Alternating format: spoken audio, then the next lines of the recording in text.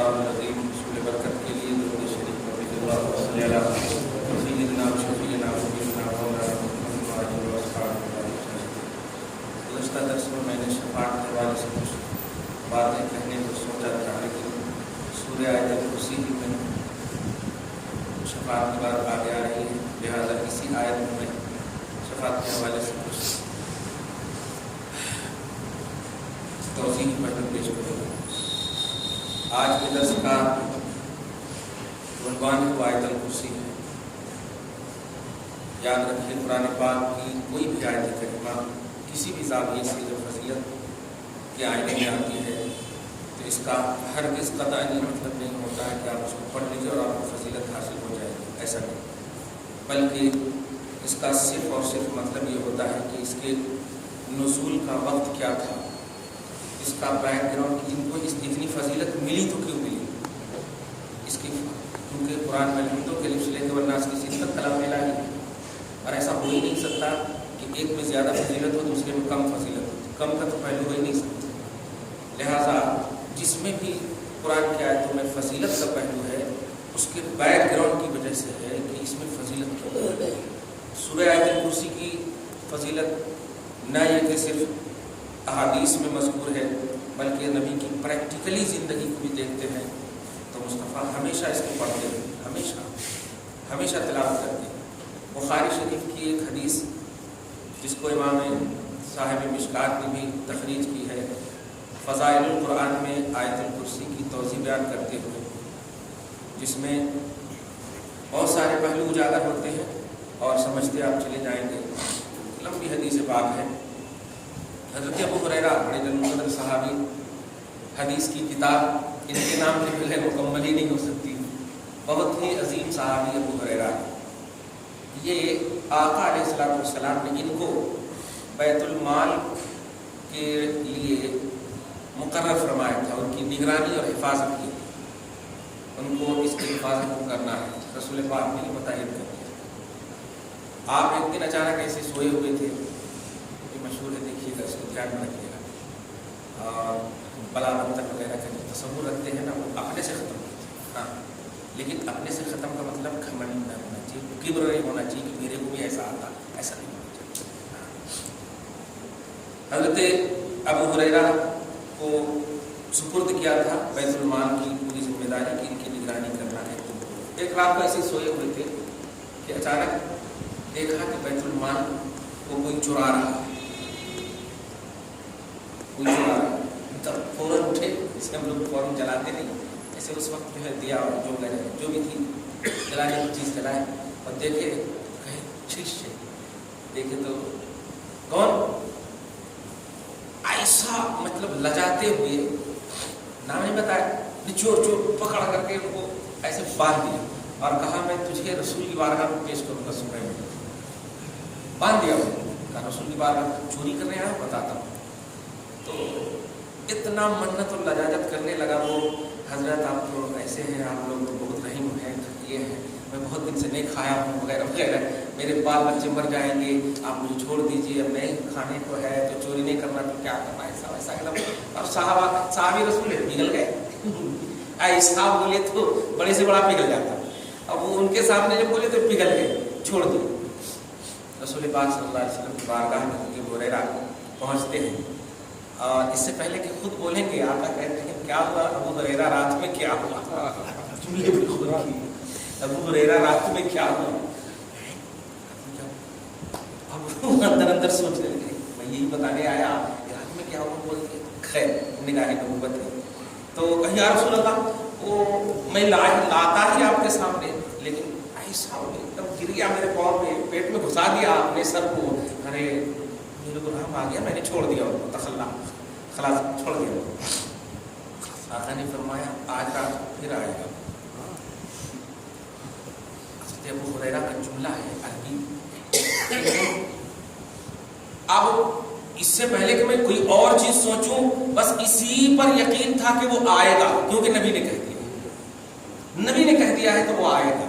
ऐसे ही आप सोए हुए, वाकई सेम टाइम में वो आ गया और जैसे ही आए हाथ पकड़ा, फौरन हाथ पकड़ा, आज तो तुझे چھوڑوں گا ہی نہیں, آج تو تجھے نہیں چھوڑوں گا, باندھ کر کے رکھ دیا. لیکن باندھنے ہی والے تھے, پھر اس سے ڈبل ایک دم پیترا باندھا اور ایک دم بالکل ایسا پگھل گئے کہ آج کے دن بھی انہوں نے چھوڑ دیا. پھر جب گئے بارگاہ رسالت میں تو ما فعل اسیر کالبارحہ, یہ جملہ ہے عربی میں, گزشتہ رات تیرے ساتھ اس نے کیا کیا, کیا کیا تیرے ساتھ؟ سلکھا, پھر آیا تھا مطلب میرے کو رحم آ گیا, پھر ایسا ہو یا آگے کہ مجھے کو رحم آ گیا, میں نے ان کو چھوڑ دیا. تو آقا فرماتے ہیں آج وہ پھر آئے گا, سیعود, عربی کا جملہ ہے بخاری میں, ان قریب وہ پھر آئے گا. توجہ دیجیے گا, آج اگر آیا آج تو اتنا مانوں گا پہلے, اور اس کے بعد کان بند کر لوں گا, تیری کچھ بات نہیں سنوں گا, لیکن بارگاہ رسالت میں پیش کروں گا. تیسرے دن بھی ایسے ہی ہوا. اس کے بعد توجہ دیجیے گا,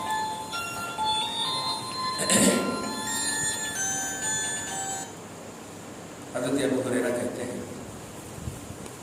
کہ جب تیسرے دن میں نے پکڑنے کے بعد کہا اس نے, آج میں نے تیرے پیٹ میں پیٹ ڈالوں گا, آج کے بعد میں نہیں آؤں گا, لیکن ابو ہریرہ ایک وظیفہ بتاتا ہوں, جب تم اپنے بستر پہ آنا, اذا اتیت الی فراشک, یہ جملہ ہے, جب اپنے تم بستر پہ آؤ سونے کے واسطے, آیت الکرسی پڑھ لو, تم بھی محفوظ رہو گے, مال بھی محفوظ رہے گا.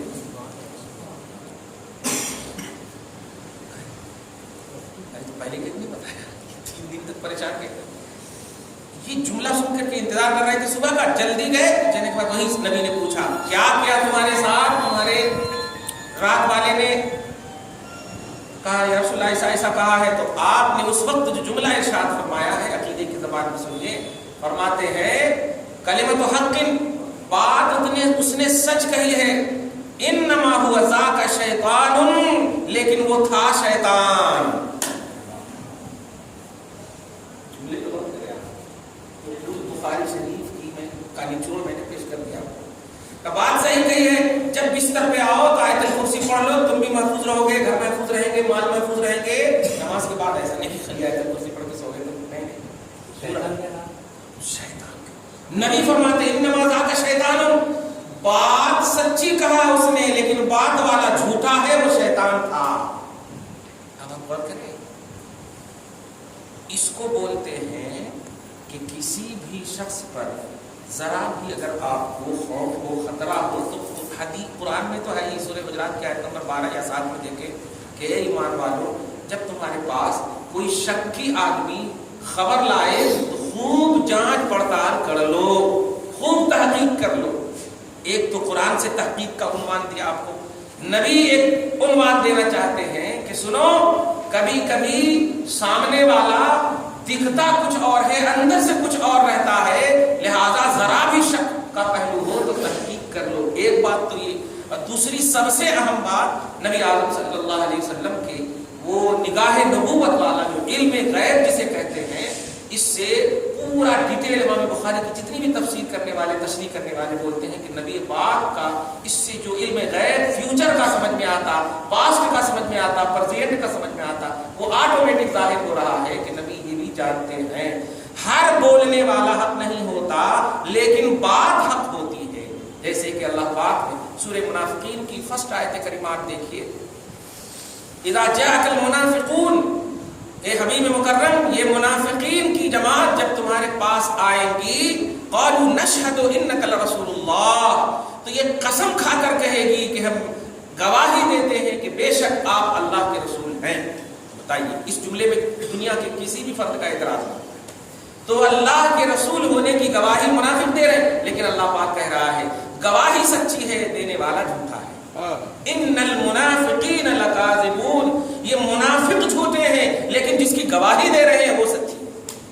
تو کبھی کبھی بات بولنے والا غلط ہوتا, بات سچی ہوتی, اور کبھی کبھی بات غلط ہوتی, بات بولنے والا سچا. تو کہنا یہ کہ ایک تحقیق کا عنوان دیا ہے قرآن نے بھی, اور ریسرچ کرنے کا ایک عنوان دیا ہے نبی نے بھی. اور اس حدیث پاک سے جو نبی پاک کے علم غیب اور جو صحابہ سے مخفی تھے, وہ مصطفیٰ سے مخفی نہیں تھے. مصطفیٰ پہلے ہی دن کہتے تھے کہ نہیں تم ایسا کرو ایسا کرو, مگر نہیں, بتانا تھا, ایک امت کو ایک درس دینا تھا. ایک تو فضیلت آیت الکرسی بھی بتانا تھا, ساتھ ہی ساتھ فضیلت مصطفیٰ بھی سمجھ میں آئی, اور تیسری دوسری جو سب سے اہم فضیلت سمجھ میں آئی کہ ہر بات پر آنکھ موج کر کے بھروسہ نہیں کرنا، یہ جو سب سے اہم بات سمجھ میں آئی۔ تو انما ذاک شیطان، وہ شیطان تھا، بات سچی تھی، بات سچی تھی۔ ایک فضیلت تو یہ بخاری شریف سے سمجھ میں آئی۔ دوسری جو سب سے فضیلت ہے، خود اسی آیت میں دیکھیے کہ کتنی فضیلت اللہ پاک فرماتا ہے، اللہ لا الہ الا ہو۔ جو بول کر جب بھی نماز وغیرہ پڑھ کر کے سچ یہی ہے کہ بچے اگر گھر میں ہیں تو آپ بھی پڑھ لیجیے، پڑھ کر کے بچوں کو بھی پھونک دیجیے ان کو اگر پڑھنے نہیں آتا۔ یہ بھی مصطفیٰ کی سنت ہے، یہاں تک کہ حدیث میں یہ بھی منقول ہے کہ آخری زمانہ جب مصطفیٰ صلی اللہ علیہ وسلم کا ظاہری زمانہ جو تھا، یا تشریف لے جانے والے چشم عالم سے چھپنے کے حوالے سے جو باتیں آتی ہیں، تو حضرت عائشہ پڑھ کر کے آپ کے جسم اطہر کو چھوچا کر، حضرت عائشہ پڑھ کر، اس سے یہی سمجھ میں آتا ہے کہ جو ظاہری طور پر سامنے والا اگر پڑھ نہ سکے، ظاہری طور پر چونکہ نبی کی طرف نہیں جانا، ذرا بڑا ادب و مقام، وہاں سما یہ باندھنا چاہتے ہیں کہ امت کو درس دینا ہے کہ کیسے کرنا۔ بچے تو ہمارے پڑھ نہیں سکتے، تو بچے کی بلاغت کرنا، چونکہ نظر جو ہے حق ہے، باپ کی بھی نظر لگتی، دادی کی بھی نظر لگتی، سب کی نظر لگتی۔ ہاں باپ بھی کبھی کبھی کیسا دکھ رہا نا، بڑا اچھا دکھ رہا نا، نظر لگی ہوئی ہے، دودھ پی رہا ہے، تو نظر حق ہے۔ نظر حق سے بچنے کے لیے کبھی اگر سوئے رہے تو نماز پڑھ کر کے جائیے، سورہ آیت الکرسی پڑھ لیجیے اور پھونک دیجیے، انشاءاللہ تو ٹھیک ٹھاک ہو جائیں گے۔ تو یہ وظیفہ اپنی زندگی میں بنانا۔ اب ترجمہ سنیے، خود بتا دے گا۔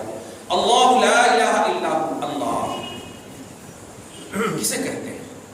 توجہ دیجیے، اللہ کسے کہتے ہیں؟ خود اللہ کے ڈیفینیشن میں آپ دیکھیے کہ اللہ کتنا عظیم ہے۔ اللہ کی تعریف یہ ہے، تمام مفسرین کہتے ہیں اللہ علم علی الاصح للذات الواجب الوجود المستجمع لجمیع صفات الکمال۔ اللہ اس ذات کا نام ہے جس کا وجود کمپلسری، جس کا وجود پرسنل، کسی کے پیدا کرنے سے، کسی کے وجود دینے سے نہ ہو، واجب ہو۔ واجب اسے کہتے ہیں جو کسی زاویے سے غیر کا محتاج نہ ہو۔ واجب الوجود کا معنی ہے واجب الوجود، جس کا پایا جانا اس طرح ضروری ہو کہ اس پر عدم کا پہلو، نہ ہونے کا پہلو طاری ہی نہ ہو کبھی بھی۔ اس کا نام ہے ازلی، ابدی، اس پر نہ ہونے کا نہیں۔ آج ہم ہیں، کل نہیں تھے، آج ہیں پھر پرسوں نہیں ہوں گے، تو ہم پر ہونا نہ ہونا ہر طرح کے، ہم بھی بولتے ہیں ابا موجود ہے، یہ موجود ہے، موجود تو ہمارے لیے جو موجود ہے اس میں عدم بھی طاری ہے، نہ ہونا بھی طاری ہے۔ لیکن اللہ کو جو واجب الوجود بولتے ہیں اس کا معنی یہ ہے کہ وہ ہر حال میں موجود ہے، کبھی نہ ہونا اس کے اندر نہیں ہے، تو اللہ کو واجب الوجود۔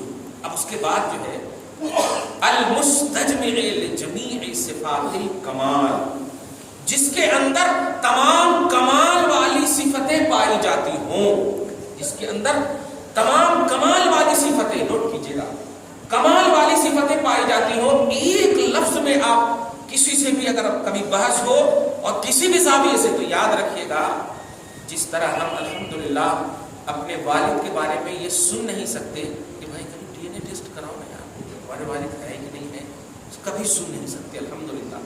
کیوں؟ یہ اپوز پہلو ہے ہمارے والد اور ہماری زندگی کے خلاف۔ ایسے ہی خالق کے بارے میں کوئی بھی اپوز پہلو، کیونکہ یہ بلیف سے تعلق رکھتا ہے، ہم اور باپ مٹ سکتے ہیں، ہمارا ایمان ہمارے ساتھ جائے گا، اللہ پاک مٹنے والا نہیں ہے، نوٹ کیجیے گا۔ تو اللہ کی ذات کے بارے میں کسی بھی زاویے سے عیب کا، نقص کا پہلو کوئی بھی محقق پیش کرے تو آپ کو ماننا نہیں۔ میں یہ بتانا چاہ رہا ہوں کچھ باتیں ایسی ہیں جیسے کہ کتابوں کے حوالے سے بتاؤں، امکان کذب باری، کیا مطلب ہے؟ اللہ پاک کے جھوٹ بولنے کا مسئلہ، مان اللہ۔ میں پوچھنا چاہتا ہوں، جب لفظ اللہ کا ڈیفینیشن بتا رہا ہے کہ اس کی ذات میں کمال ہے، اس کی ذات میں کمال ہے، تو جھوٹ کمال ہے یا نقص ہے؟ جھوٹ عیب ہے اور اللہ ہر عیب سے پاک ہے۔ ہمارے ہاتھ کی تسبیح بولتی ہے سبحان اللہ، اور سبحان بولتے ہیں التبری عن کل سوء، ہر عیب سے پاک جاننا، یہ ہے سبحان کا معنی۔ تو سبحان اللہ کا معنی ہوا اللہ ہر عیب سے پاک ہے، لہذا جھوٹ پر کسی بھی زاویے سے تحقیق نہیں ہو سکتی کہ اللہ کیسے نہیں بول سکتا، کیوں نہیں بول سکتا، یہ کیوں چرا اس کے لیے بولا جاتا ہے جو اس وصف سے حامل ہو، جو اس وصف سے متصف ہو۔ جیسے ہم ہیں، ہم نہیں بولتے جھوٹ، آپ نہیں بولتے جھوٹ،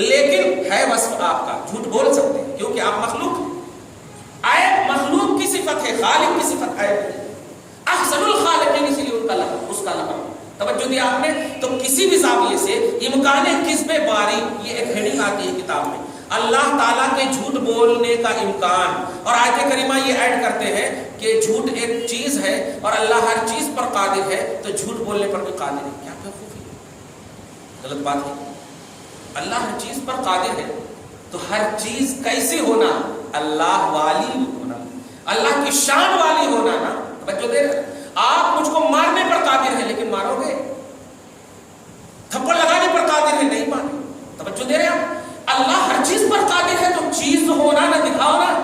اگر بولتے ہو جھوٹ تو اللہ پاک جھوٹ پر اگر قادر ہو جائے تو اس کا مطلب یہ ہوا کہ اللہ پاک عیب سے پاک نہیں ہے، کیونکہ جھوٹ عیب ہے، تو پھر سبحان اللہ غلط ہے، سبحان کا جملہ بولنا غلط ہے، سمجھ رہے نا؟ جبکہ قرآن پاک پارہ نمبر 15 کی ایک آیت کریمہ، اِن مِّن شَيْءٍ إِلَّا يُسَبِّحُ بِحَمْدِهِ، کائنات میں جتنی بھی چیزیں ہیں سب اللہ کی تسبیح بیان کرتی ہیں۔ توجہ دیجیے گا، یہ بڑی اہم بات ہے۔ کیا آپ ہم سب تسبیح صرف نہیں بولتے، اللہ کی کبریائی چھوڑیے، اللہ کی ہر عیب سے پاکی، یہ کائنات کا ہر ذرہ بول رہا۔ حضرت امام احمد بن حنبل ہیں، یہ آیت کریمہ کے ذریعے سے ان کے چاہنے والے آ کر بولنے لگے، حضرت جب ہر چیز بولتی ہے تسبیح، ہر چیز بولتی ہے، تو یہ لوٹا ہے، لوٹا تھا وہ وضو کرنے والا ہوتا نا، یہ لوٹا ہے، ذرا بتائیے تو کہ یہ اللہ کی تسبیح کیسے بیان کرتی ہے، کیونکہ یہ بھی تو ایک چیز ہے۔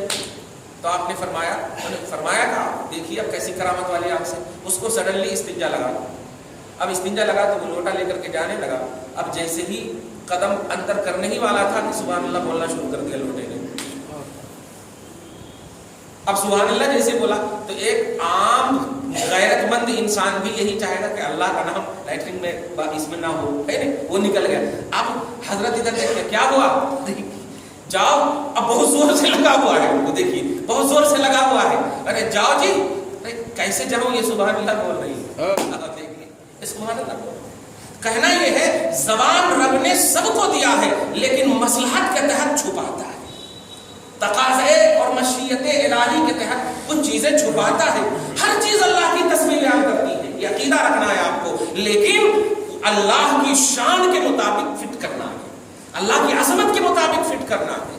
ہر جگہ آپ بول دیں جھوٹ چیز ہی نہیں ہو سکتی، جھوٹ اگر چیز ہے تو وہ مخلوق کے لیے ہے، خالق کے لیے جھوٹ نہیں، غیبت نہیں ہے، چغل خوری نہیں ہے، کیوں؟ وہ خالق ہے، وہ کیوں کرے کسی کی چغل خوری، کیوں جھوٹ بولے؟ جھوٹ بولنا تو مجبوری کے عالم میں ہوتا، اور وہ تو مختار ہے، وہ تو مالک ہے، یسبح للہ ما فی السماوات و ما فی الارض، وہ آسمان و زمین کا مالک ہے، وہ کس سے مجبور ہو کر کے جھوٹ بولے گا اور کس بنیاد پر بولے گا؟ اس لیے جھوٹ اللہ کی شان کے لائق نہیں ہے۔ اللہ، یہ اللہ کا ڈیفینیشن ہوا۔ آگے فرماتا لا الہ، نہیں ہے کوئی عبادت کے لائق الا ہوا، مگر وہی اللہ جس کی تعریف ابھی آپ نے سنی، جس کے اندر کمال کی صفت ہے، عظمت والی صفت ہے، ہر وہ صفت اس کے اندر موجود ہے جو اس کی عظمت کو اجاگر کرے، اس کی شان کو اجاگر کرے، اس کی احسنیت کو اجاگر کرے۔ تو اللہ کے سوا کوئی معبود نہیں، صرف لا الہ الا اللہ پڑھتے تھے، لیکن اس میں آپ غور کیجئے، اللہ پھر لا الہ الا ہوا، لا الہ کے بیچ میں اللہ اور ہوا، دیکھ رہے لا الہ بیچ میں ہے اور اللہ اور ہوا، جملے پہ غور کریں آپ۔ امت کو ایک ذہن دینا چاہتا ہے مولا، عبد کو ایک ذہن دینا چاہتا ہے، لا الہ الا اللہ صرف فارمیلٹی کے لیے نہ پڑھو، ہر پہلو میں مجھے کمال والا سمجھو، ہر زاویے سے میری زندگی، تم اپنی زندگی کی ابتدا بھی کرو تو یہ اللہ کمال والے سے کرو، اور زندگی کی انتہا بھی ہو تو اللہ کمال والے سے، کمال والے سے۔ اللہ لا الہ، ایمان کا کلمہ ہے لا الہ الا اللہ، لیکن اس آیت کریمہ میں آپ دیکھیں سبحان اللہ، هو الاول والآخر، وہی اول بھی ہے وہی آخر بھی ہے، کیونکہ کلمہ کا ڈیفینیشن یہ ہوتا، کلمہ کا کی میننگ یہ ہے نہیں ہے کوئی معبود پھر ہے اللہ، نہیں ہے کوئی معبود پھر ہے اللہ۔ سچویشن ایسا تھا اس لیے وہ کلمہ پڑھایا گیا، کیوں کہ معبود اتنے تھے کہ پوجنے والے کم پڑ گئے، جن کو پوجا گیا انہوں زیادہ ہو گئے، یہ پوجنے والے کم پڑ گئے، پوجے جانے والے بہت پڑ گئے، اس لیے ضرورت تھی کہ تمام باطل کو پہلے رد کیا جائے پھر اللہ کو سامنے، صحیح ہے، تو پھر اللہ تعالیٰ کو سامنے، تو کلمہ میں اس طرح لایا گیا، لیکن جب ٹرینڈ ہو گئے اب ہر زاویے سے ہونا اللہ، اب پہلے ہونا اللہ، اب باطل معبود ہم پر افیکٹڈ نہیں ہو سکتے، ہم پر افیکٹڈ نہیں ہو سکتے. اب اللہ ایسا کمال والا ہمارے وجود میں ہمارے شہر سے بھی زیادہ قریب ہے کہ ہمیں اب کوئی معبود، کوئی لات و عزا، کوئی ہبل ہمارے اوپر افیکٹڈ نہیں ہو سکتا، اثر انداز نہیں ہو سکتا. سبحان اللہ، اللہ نہیں ہے کوئی معبود مگر وہی. اب شان دیکھیے، الحی جو زندہ ہے، لیکن یہ ترجمہ ایک دم آپ کے حساب سے بھی کیا ہوئی. اب جو ترجمہ کر رہا ہوں، حی مانے ہوتا ہے زندہ، الحی القیوم، حی قیوم نہیں، الحی القیوم. اور قرآن کے ایک ایک لفظ میں مانا ہے. تو ال کا مانا تو کچھ ہوگا نا. حی مانے زندہ، حیات مانے زندگی، حی مانے زندہ. حی القیوم اگر ہوتا تو زندہ ہے، قیوم ہے، یہ ترجمہ ہوگا. لیکن الحی القیوم، پھر القیوم، یہاں الحی القیوم ہے. تو ال کا معنی بتاؤں آپ کو، توجہ دیجیے گا.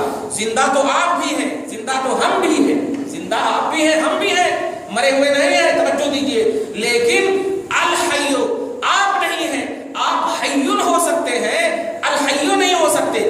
الحیو اس کو بولتے ہیں جو ایسا زندہ ہو کہ کبھی اس پر موت طاری ہی نہ ہو. الحیو اس کو اردو میں بولتے ہیں جو آپ زندہ ہے، اس کو کسی نے زندگی نہیں دی ہے، اور آپ کو اور ہم کو جو زندگی ملی ہے وہ الحیو کی وجہ سے حیو ملی. تو الحیو کا معنی یہ ہے. اب ترجمہ صرف سمپل انداز میں دیکھیں گے، اللہ نہیں ہے کوئی معبود مگر وہی، وہ زندہ ہے، وہ قائم ہے، اس طرح سے ترجمہ ہو جاتا. لیکن نہیں، گویا اصل الفاظ، ایگزیکٹ الفاظ کا ترجمہ نہیں. اللہ کمال والا، نہیں ہے کوئی مگر وہی. الحیو آپ زندہ ہے، پرسنل اعتبار سے زندہ ہے، خود زندہ ہے، کسی نے اسے زندگی نہیں بخشی. القیوم اور خود قائم ہے، کسی نے اسے قائم نہیں کیا. خود قائم ہے، خود قائم ہے، خود ہمیشہ رہنے والا. قیوم ہمیشہ رہنے والے کو بولتے ہیں. آپ کا نام حیون ہو سکتا ہے، قیوم ہو سکتا ہے، لیکن یاد رکھیے گا اگر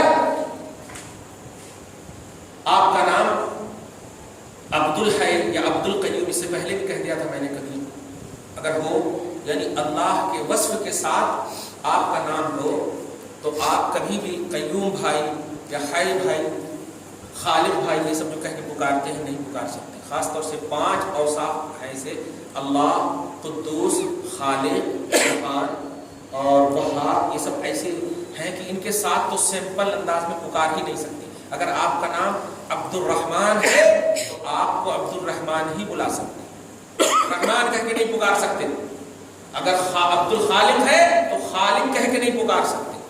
توجہ دے رہے نا، اے خالق ہے، اے خالق مطلب عبد کو شارٹ کر دیا، خالق کو اس طرح نہیں. عبد الخالق کہہ کے پکارنا.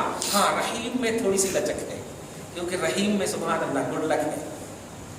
احسن الخالقین کی بھی صفت ہے اور احسن المخلوقین کی بھی صفت ہے. اللہ کی بھی شان ہے رحیم، اور مصطفیٰ کی بھی شان ہے. سورہ توبہ کی لاسٹ اینڈ فرسٹ آیت کریمہ دیکھیے، لقد جاءکم رسول من انفسکم عزیز علیہ ما عنتم حریص علیکم بالمؤمنین رؤوف رحیم. ایسا رسول جو رؤوف ہے اور ایسا رسول جو رحیم ہے. تو رحیم یہ رسول کی بھی شان ہے، رسول کی بھی صفت ہے. لیکن اللہ جو رحیم ہے وہ آپ رحیم ہے، وہی الرحیم ہے. جو جملے پہ غور کیجیے، وہاں کیا کہا؟ لقد جاءکم رسول من انفسکم عزیز، العزیز نہیں کہا، حریص الحریص نہیں کہا، رؤوف الرؤوف نہیں کہا. توجہ دے رہے ہیں؟ رحیم بالمؤمنین، الرحیم نہیں کہا. لیکن جب اللہ کی شان بیان ہوتی تو بسم اللہ الرحمن الرحیم، یہاں پر الرحیم. تو اللہ الرحیم یعنی آپے سے ہے وہ رحیم. اس نے اس کو کسی نے رحیم نہیں بنایا، اور نبی جو رحیم ہے وہ رب کے بنانے سے. یہ ہے تب آسان. اس طرح سے آپ کو ایکسپلین کرنا چاہیے، ظاہر دیکھ کر کے فتوے لگانے کی کوشش نہیں کرنا. تو اللہ نہیں ہے کوئی معبود مگر وہی، الحیو جو آپ زندہ ہے، القیوم جو آپ قائم ہے، کسی کے قائم کرنے سے وہ قائم نہیں، خود قائم ہے. لا تأخذہ سنۃ، سنۃ مانے ہوتا اونگ. جملے میں غور کیجیے، اگر زبر زیر نہ دیں، سین نون بولتا لکھ دیں تو آپ اس کو سنۃ پڑھیے تو سال مانا ہو جائے گا. सन کے معنی بولتے ہیں سنتن، سن کے معنی، اور سین کو زیر دے دیجئے تو اس کا معنی ہوتا ہے اونگ. یہ جو ہوتا ہے اونگ، نیند سے پہلے جو ہوتی اس کو اونگ. ہاں اللہ پاک کی شان ہو رہی ہے بیان، دو شان ہو چکی. وہ خود زندہ ہے، کسی نے زندگی نہیں.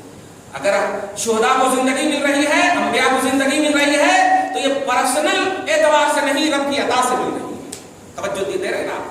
لیکن یہ اللہ حی الحی القیوم لا تأخذہ سنۃ، اسے اونگ نہیں پکڑ سکتی، اسے اونگ نہیں آتی. ولا نوم، اور اسے سونا بھی نہیں آتا. الصلاۃ خیر من النوم، نماز نیند سے بہتر ہے. وہی نوم یہاں پر سنۃ مانے اونگ اور نوم مانے سونا، وہی نیند.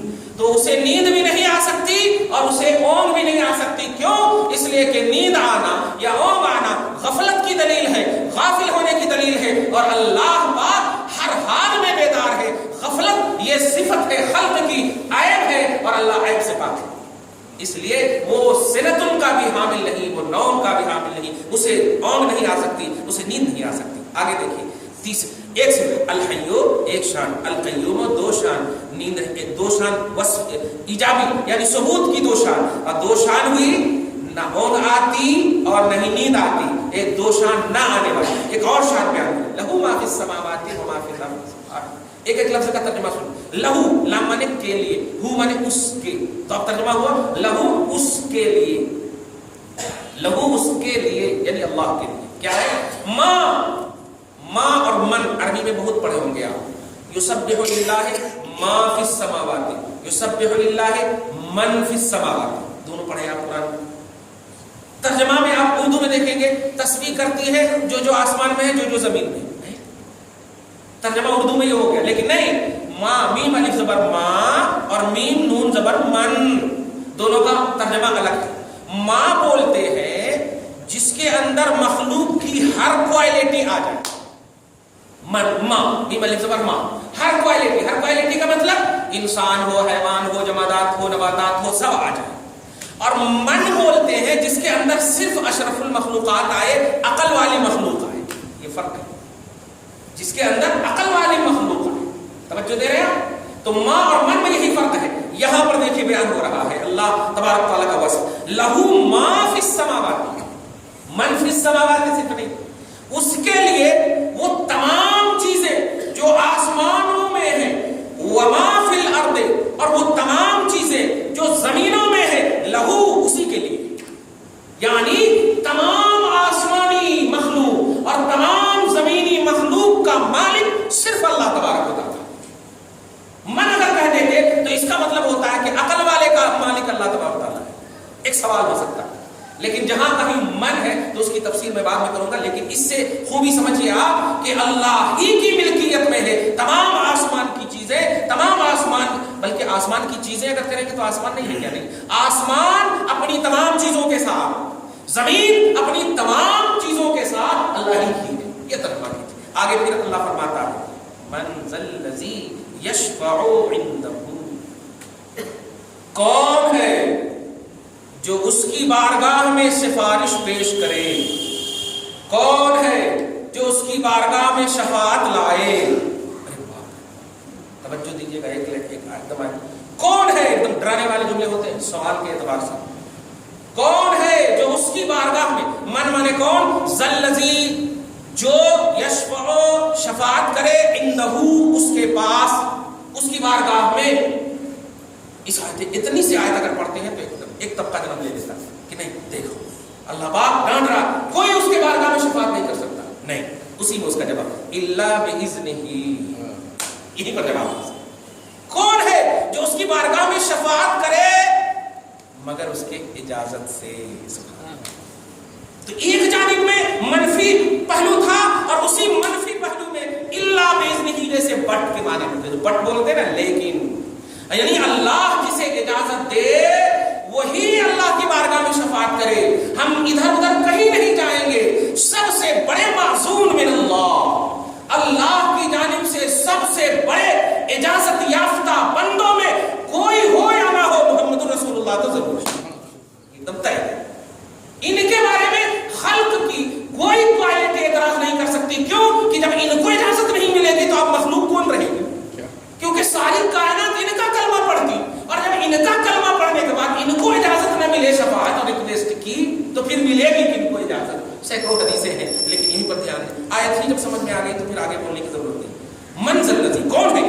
بارگاہ میں شفاعت کرے الا باذنہ، مگر اس کی اجازت سے۔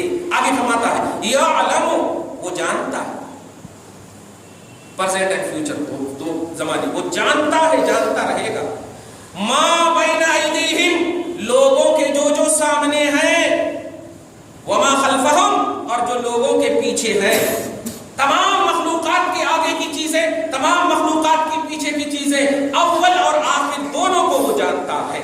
نوٹ کر لینا، چلتے جائیے، یہاں پر صرف اللہ کی شان بیان ہو رہی ہے، وہ جانتا ہے، اور یہاں پر وہی وہ جانتا ہے، اتنی سی آیت لے لیے تو پھر ایک دم خالص طبقہ ایسا جنم نہیں ہو، وہی جانتا نہیں، وہ جانتا ہے، ہوتی جا رہی ہے بات، وہی ہوتی جا رہی ہے، دھیان دیتے چلے جائیں آپ، اور اس کے بعد عقیدہ آ رہا ہے ولا یحیطون، اور احاطہ نہیں کر سکتے،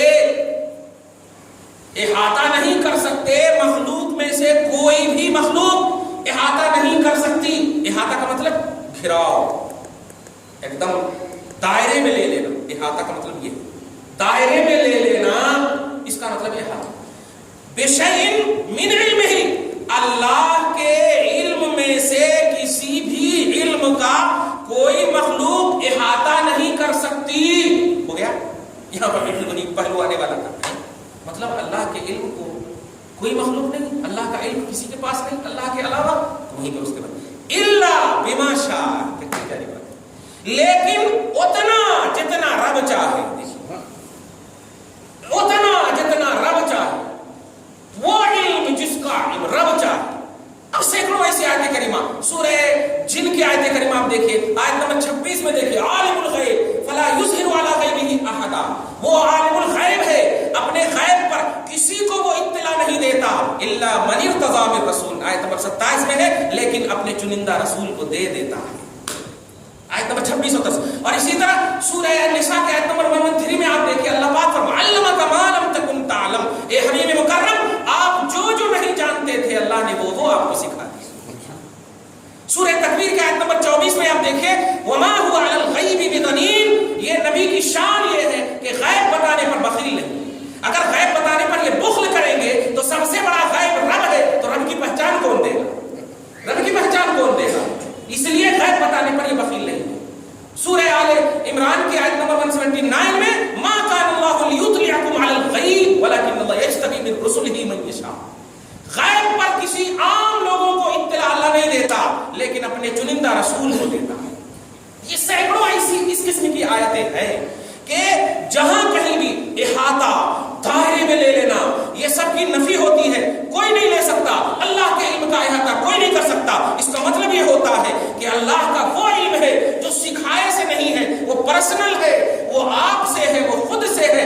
ہاں، اللہ جسے چاہے وہ جتنا چاہے اپنے محبوب بندوں کو عطا کر دے۔ یہی عقیدہ ہم کو آپ کو ہمیشہ رکھنا ہے کہ اللہ کا علم جو ہے یہ ذاتی ہے، پرسنل ہے، اور اللہ جسے عطا کرتا ہے، لیکن اس میں بھی دھیان رکھیے گا آپ جتنا نہیں کر سکتے، کیونکہ عطائے خدا کی لمٹ نہیں ہے، تو بندہ اس کو لمیٹڈ نہیں کر سکتا۔